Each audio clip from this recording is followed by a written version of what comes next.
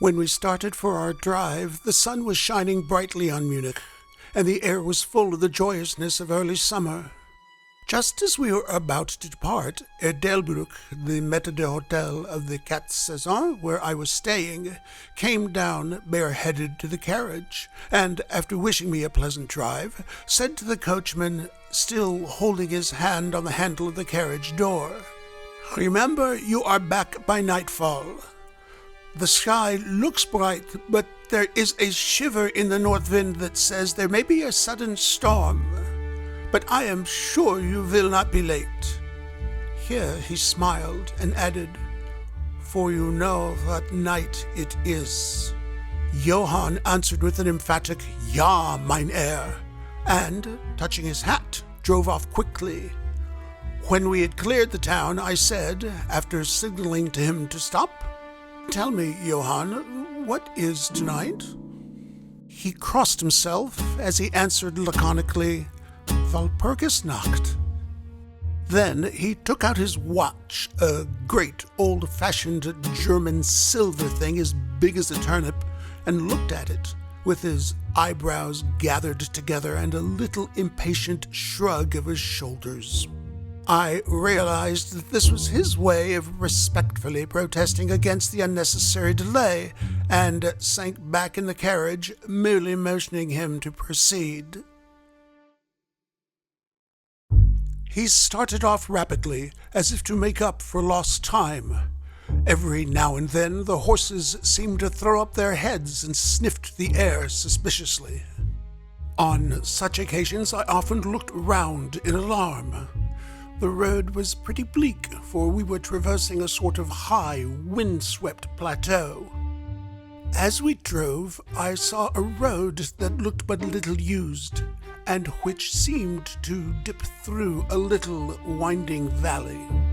It looked so inviting that, even at the risk of offending him, I called Johann to stop. And when he had pulled up, I told him I would like to drive down that road. He made all sorts of excuses and frequently crossed himself as he spoke. This somewhat piqued my curiosity, so I asked him various questions.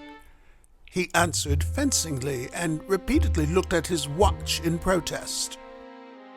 Finally, I said, "Well, Johann, I want to go down this road. I shall not ask you to come unless you like, but tell me why you do not like to go. That is all I ask." For answer, he seemed to throw himself off the box, so quickly did he reach the ground. Then he stretched out his hands appealingly to me and implored me not to go. There was just enough of English mixed with the German for me to understand the drift of his talk. He seemed always just about to tell me something, the very idea of which evidently frightened him. But each time he pulled himself up, saying as he crossed himself, "Walpurgisnacht." I tried to argue with him, but it was difficult to argue with a man when I did not know his language. The advantage certainly rested with him, for although he began to speak in English, of a very crude and broken kind, he always got excited and broke into his native tongue, and every time he did so, he looked at his watch. Then the horses became restless and sniffed the air. At this he grew very pale, and looking around in a frightened way, he suddenly jumped forward, took them by the bridles, and led them on some 20 feet. I followed and asked why he had done this. For answer, he crossed himself, pointed to the spot we had left, and drew his carriage in the direction of the other road, indicating a cross, and said, first in German, then in English, "Buried him that killed themselves." I remembered the old custom of burying suicides at crossroads. Ah, I see, a suicide. How interesting. But for the life of me, I could not make out why the horses were frightened. Whilst we were talking, we heard a sort of sound between a yelp and a bark. It was far away, but the horses got very restless, and it took Johann all his time to quiet them. He was pale and said, "It sounds like a wolf. But yet there are no wolves here now." "No?" I said, questioning him. "Isn't it long since the wolves were so near the city?" "Long, long," he answered. "In the spring and summer, but with the snow the wolves have been here not so long." Whilst he was petting the horses and trying to quiet them, dark clouds drifted rapidly across the sky. The sunshine passed away, and a breath of cold wind seemed to drift past us. It was only a breath, however, and more in the nature of a warning than a fact, for the sun came out brightly again. Johann looked under his lifted hand at the horizon and said, "The storm of snow, he comes before long time." Then he looked at his watch again, and straightway holding his reins firmly, for the horses were still pawing the ground restlessly and shaking their heads, he climbed to his box as though the time had come for proceeding on our journey. I felt a little obstinate and did not at once get into the carriage. "Tell me," I said, "about this place where the road leads," and I pointed down. Again he crossed himself and mumbled a prayer before he answered, "It is unholy." "What is unholy?" I inquired. "The village." "Then there is a village?" No one lives there hundreds of years." My curiosity was piqued. "But you said there was a village." "There was? Where is it now?" Whereupon he burst out into a long story in German and English, so mixed up that I could not quite understand exactly what he said, but roughly I gathered that long ago, hundreds of years, men had died there and been buried in their graves, and sounds were heard under the clay, and when the graves were opened, men and women were found rosy with life, and their mouths red with blood. And so, in haste to save their lives, I and their souls, and here he crossed himself, those who were left fled away to other places where the living lived, and the dead were dead and not something. He was evidently afraid to speak the last words. As he proceeded with his narration, he grew more and more excited. It seemed as if his imagination had got hold of him, and he ended in a perfect paroxysm of fear, white-faced, perspiring, trembling, and looking round him as if expecting that some dreadful presence would manifest itself there in the bright sunshine on the open plain. Finally, in an agony of desperation, he cried, "Walpurgis Nacht!" and pointed to the carriage for me to get in. All my English blood rose at this, and standing back I said, "You are afraid, Johann. You are afraid. Go home. I shall return alone. The walk will do me good." The carriage door was open. I took from the seat my oak walking stick, which I always carry on my holiday excursions, and closed the door, pointing back to Munich, and said, "Go home, Johann. Walpurgis Nacht doesn't concern Englishmen." The horses were now more restive than ever, and Johann was trying to hold them in, while excitedly imploring me not to do anything so foolish. I pitied the poor fellow. He was deeply in earnest, but all the same I could not help laughing. His English was quite gone now. In his anxiety, he had forgotten that his only means of making me understand was to talk my language, so he jabbered away in his native German. It began to be a little tedious. After giving the direction home, I turned to go down the crossroad into the valley. With a despairing gesture, Johann turned his horses toward Munich. I leaned on my stick and looked after him. He went slowly along the road for a while. Then there came over the crest of the hill a man, tall and thin. I could see so much in the distance. When he drew near the horses, they began to jump and kick about, then to scream with terror. Johann could not hold them in. They bolted down the road, running away madly. I watched them out of sight, then looked for the stranger, but I found that he, too, was gone. With a light heart, I turned down the side road through the deepening valley to which Johann had objected. There was not the slightest reason that I could see for his objection, and I dare say I tramped for a couple of hours without thinking of time or distance, and certainly without seeing a person or a house. So far as the place was concerned, it was desolation itself. But I did not notice this particularly till, on turning a bend in the road, I came upon a scattered fringe of wood. Then I recognized that I had been impressed unconsciously by the desolation of the region through which I had passed. I sat down to rest myself and began to look around. It struck me that it was considerably colder than it had been at the commencement of my walk. A sort of high, sighing sound seemed to be around me, with, now and then, high overhead, a sort of muffled roar. Looking upwards, I noticed that great thick clouds were drifting rapidly across the sky from north to south at a great height. There were signs of coming storm in some lofty stratum of the air. I was a little chilly, and thinking that it was the sitting still after the exercise of walking, I resumed my journey.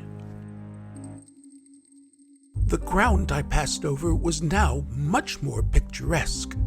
There were no striking objects that the eye might single out, but in all there was a charm of beauty. I took little heed of time, and it was only when the deepening twilight forced itself upon me that I began to think of how I should find my way home. The brightness of the day had gone. The air was cold, and the drifting of clouds high overhead was more marked. They were accompanied by a sort of far-away rushing sound, through which seemed to come at intervals that mysterious cry which the driver had said came from a wolf. For a while I hesitated.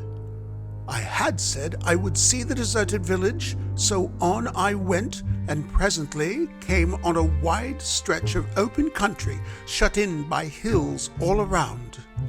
Their sides were covered with trees which spread down to the plain, dotting in clumps the gentler slopes and hollows which showed here and there. I followed with my eye the winding of the road, and saw that it curved close to one of the densest of these clumps, and was lost behind it. As I looked, there came a cold shiver in the air, and the snow began to fall. I thought of the miles and miles of bleak country I had passed, and then hurried on to seek the shelter of the wood in front.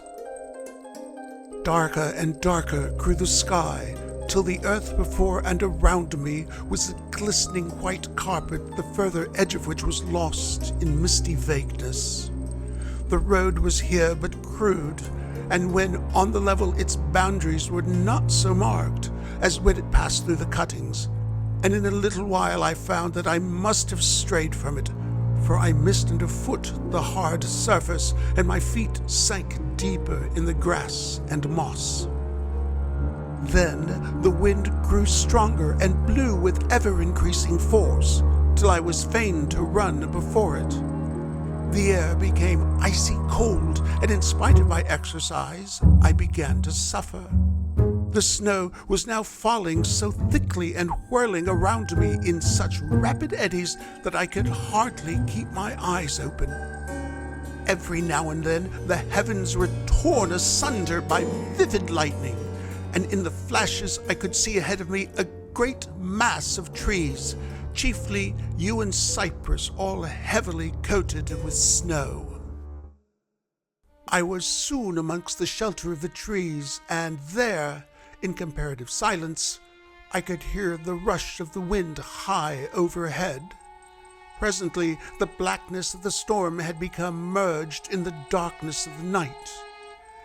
By and by, the storm seemed to be passing away. It now only came in fierce puffs or blasts. At such moments, the weird sound of the wolf appeared to be echoed by many similar sounds around me. Now and again, through the black mass of drifting cloud, came a straggling ray of moonlight, which lit up the expanse and showed me that I was at the edge of a dense mass of cypress and yew trees. As the snow had ceased to fall, I walked out from the shelter and began to investigate more closely. It appeared to me that amongst so many old foundations as I had passed, there might still be standing a house in which, though in ruins, I could find some sort of shelter for a while. As I skirted the edge of the copse, I found that a low wall encircled it, and following this, I presently found an opening. Here the cypresses formed an alley leading up to a square mass of some kind of building. Just as I caught sight of this, however, the drifting clouds obscured the moon, and I passed up the path in darkness. The wind must have grown colder, for I felt myself shiver as I walked, but there was hope of shelter, and I groped my way blindly on. I stopped, for there was a sudden stillness. The storm had passed, and perhaps in sympathy with nature's silence, my heart seemed to cease to beat. But this was only momentarily, for suddenly the moonlight broke through the clouds, showing me that I was in a graveyard, and that the square object before me was a great, massive tomb of marble, as white as the snow that lay on and all around it. With the moonlight, there came a fierce sigh of the storm, which appeared to resume its course with a long, low howl, as of many dogs or wolves. I was awed and shocked, and felt the cold perceptibly grow upon me till it seemed to grip me by the heart. Then, while the flood of moonlight still fell on the marble tomb, the storm gave further evidence of renewing, as though it was returning on its track. Impelled by some sort of fascination, I approached the sepulchre to see what it was, and why such a thing stood alone in such a place. I walked around it, and read over the Doric door, in German, Countess Dollingen of Graz, in Styria, sought and found death, 1801. On the top of the tomb, seemingly driven through the solid marble, for the structure was composed of a few vast blocks of stone, was a great iron spike or stake. On going to the back, I saw, graven in great Russian letters, "The dead travel fast." There was something so weird and uncanny about the whole thing that it gave me a turn and made me feel quite faint.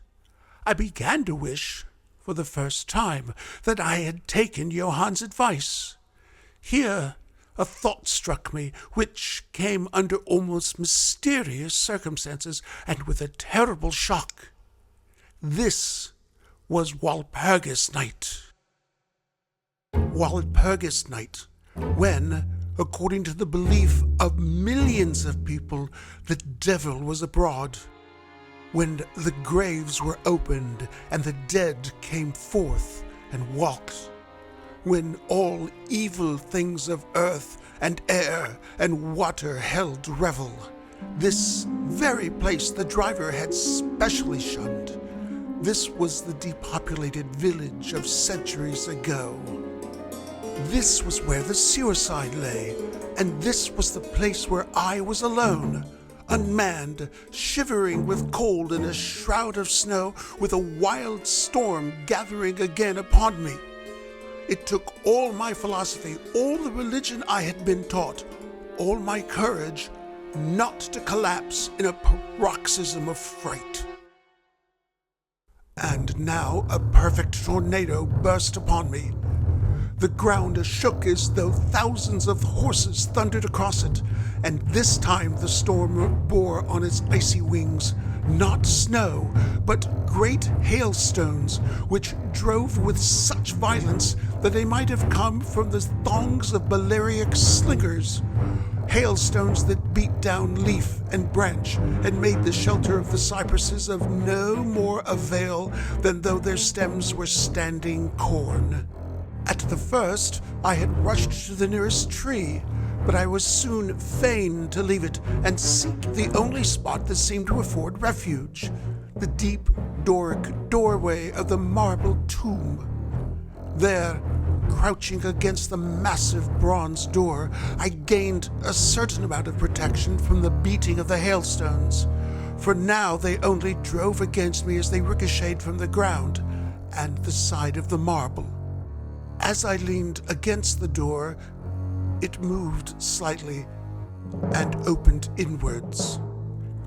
The shelter of even a tomb was welcome in that pitiless tempest, and I was about to enter it when there came a flash of forked lightning that lit up the whole expanse of the heavens.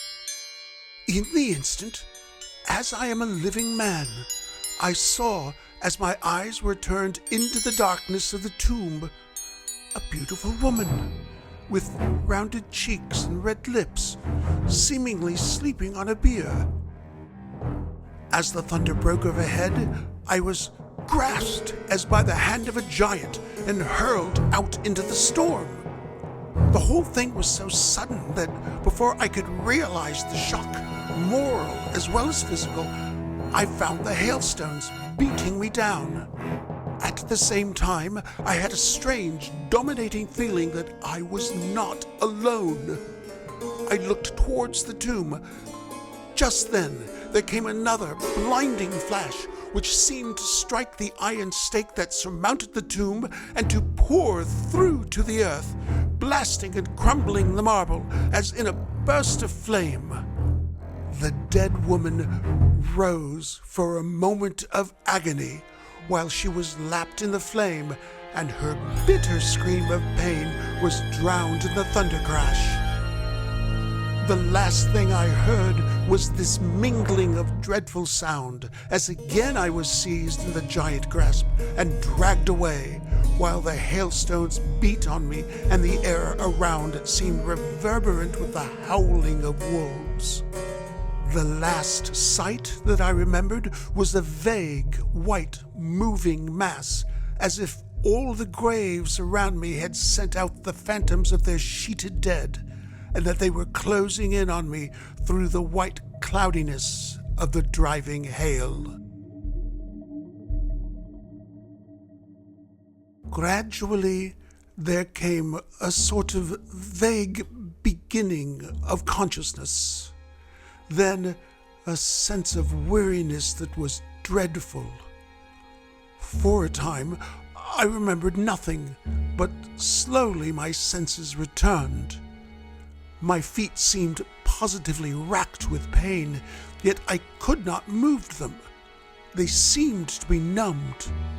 There was an icy feeling at the back of my neck and all down my spine, and my ears, like my feet, were dead, yet in torment.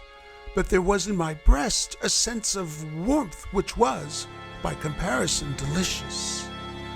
It was as a nightmare, a physical nightmare, if one may use such an expression, for some heavy weight on my chest made it difficult for me to breathe. This period of semi-lethargy seemed to remain a long time, and as it faded away, I must have slept or swooned.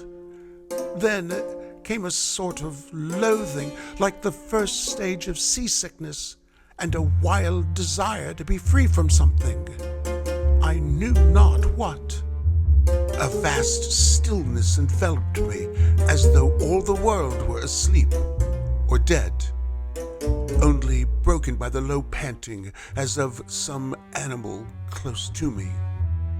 I felt a warm rasping at my throat. Then came a consciousness of the awful truth, which chilled me to the heart and sent the blood surging up through my brain.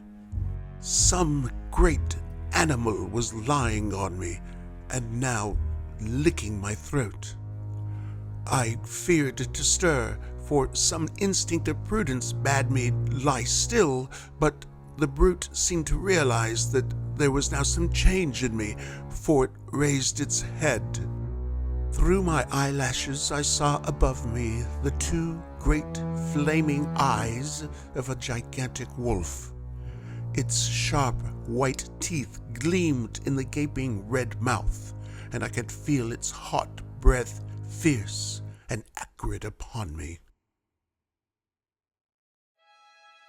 For another spell of time I remembered no more. Then I became conscious of a low growl, followed by a yelp, renewed again and again. Then, seemingly very far away, I heard a holla, holla, as of many voices calling in unison. Cautiously, I raised my head and looked in the direction whence the sound came, but the cemetery blocked my view. The wolf still continued to yelp in a strange way, and a red glare began to move round the grove of cypresses, as though following the sound. As the voices drew closer, the wolf yelped faster and louder. I feared to make either sound or motion. Nearer came the red glow, over the white pall which stretched into the darkness around me. Then, all at once from beyond the trees, they came at a trot, a troop of horsemen bearing torches. The wolf rose from my breast and made for the cemetery. I saw one of the horsemen, soldiers by their caps and their long military cloaks, raise his carbine and take aim. A companion knocked up his arm, and I heard the ball whiz over my head. He had evidently taken my body for that of the wolf. Another sighted the animal as it slunk away, and a shot followed. Then, at a gallop, the troop rode forward, some towards me, others following the wolf as it disappeared amongst the snow-clad cypresses. As they drew nearer, I tried to move, but was powerless, although I could see and hear all that went on around me. 2 or 3 of the soldiers jumped from their horses and knelt beside me. One of them raised my head and placed his hand over my heart. "Good news, comrades," he cried. "His heart still beats." Then some brandy was poured down my throat. It put vigor into me, and I was able to open my eyes fully and look around. Lights and shadows were moving among the trees, and I heard men call to one another. They drew together, uttering frightened exclamations, and the lights flashed as the others came pouring out of the cemetery pell-mell, like men possessed. When the further ones came close to us, those who were around me asked them eagerly, "Well, have you found him?" The reply rang out hurriedly, "No, no, come away, quick, quick! This is no place to stay, and on this of all nights." What was it? Was the question, asked in all manner of keys. The answer came variously and all indefinitely, as though the men were moved by some common impulse to speak, yet were restrained by some common fear from giving their thoughts. It, indeed," gibbered one whose wits had plainly given out for the moment. "A wolf, and yet not a wolf," another put in shudderingly. "No use trying for him without the sacred bullet," a third remarked in a more ordinary manner. Serve us right for coming out on this night. Truly we have earned our 1,000 marks, were the ejaculations of a fourth. There was blood on the broken marble, another said after a pause. The lightning never brought that there. And for him, is he safe? Look at his throat. See, comrades, the wolf has been lying on him and keeping his blood warm. The officer looked at my throat and replied, He is all right. The skin is not pierced. What does it all mean? We should never have found him but for the yelping of the wolf. What became of it? Asked the man who was holding up my head and who seemed the least panic-stricken of the party, for his hands were steady and without tremor. On his sleeve was the chevron of a petty officer. It went to its home, answered the man, whose long face was pallid and who actually shook with terror as he glanced around him fearfully. There are graves enough there in which it may lie. Come, comrades, come quickly. Let us leave this cursed spot. The officer raised me to a sitting posture as he uttered a word of command. Then several men placed me upon a horse. He sprang to the saddle behind me, took me in his arms, gave the word to advance, and, turning our faces away from the cypresses, we rode away in swift military order. As yet my tongue refused its office, and I was perforce silent. I must have fallen asleep, for the next thing I remembered was finding myself standing up, supported by a soldier on each side of me. It was almost broad daylight, and to the north a red streak of sunlight was reflected like a path of blood over the waste of snow. The officer was telling the men to say nothing of what they had seen, except that they found an English stranger guarded by a large dog. Dog! That was no dog, cut in the man who had exhibited such fear. I think I know a wolf when I see one. The young officer answered calmly. I said, a dog. Dog, reiterated the other ironically. It was evident that his courage was rising with the sun, and pointing to me, he said, Look at his throat. Is that the work of a dog, master? Instinctively, I raised my hand to my throat, and as I touched it, I cried out in pain. The men crowded round to look, some stooping down from their saddles, and again there came the calm voice of the young officer. A dog, as I said. If aught else were said, we should only be laughed at. I was then mounted behind a trooper, and we rode on into the suburbs of Munich. Here we came across a stray carriage into which I was lifted, and it was driven off to the Quatre Saisons. The young officer accompanying me, whilst a trooper followed with his horse, and the others rode off to their barracks.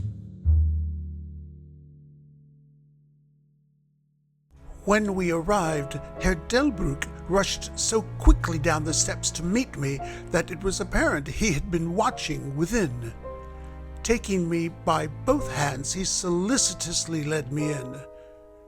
The officer saluted me and was turning to withdraw when I recognized his purpose and insisted that he should come to my rooms. Over a glass of wine, I warmly thanked him and his brave comrades for saving me. He replied simply that he was more than glad, and that Herr Delbrück had at the first taken steps to make all the searching party pleased, at which ambiguous utterance the maître d'hôtel smiled, while the officer pleaded duty and withdrew. But Herr Delbrück, I inquired, how and why was it that the soldiers searched for me? He shrugged his shoulders as if in depreciation of his own deed as he replied, I was so fortunate as to obtain leave from the commander of the regiment in which I served, to ask for volunteers. But how did you know I was lost? I asked. The driver came hither with the remains of his carriage, which had been upset when the horses ran away. But surely you would not send a search party of soldiers merely on this account.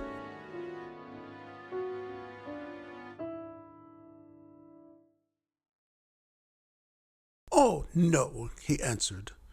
But even before the coachman arrived, I had this telegram from the boyar whose guest you are. And he took from his pocket a telegram which he handed to me. And I read, Bistritz, be careful of my guest.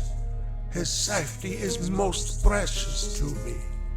Should aught happen to him, or if he be missed, spare nothing to find him and ensure his safety. He is English and therefore adventurous. There are often dangers from snow and wolves and night. Lose not a moment if you suspect harm to him. I answer your zeal with my fortune. Dracula. As I held the telegram in my hand, the room seemed to whirl around me, and if the attentive maître d'hôtel had not caught me, I think I should have fallen. There was something so strange in all this, something so weird and impossible to imagine, that there grew on me a sense of my being in some way the sport of opposite forces, the mere vague idea of which seemed in a way to paralyze me. I was certainly under some form of mysterious protection. From a distant country had come, in the very nick of time, a message that took me out of the danger of the snow sleep and the jaws of the wolf.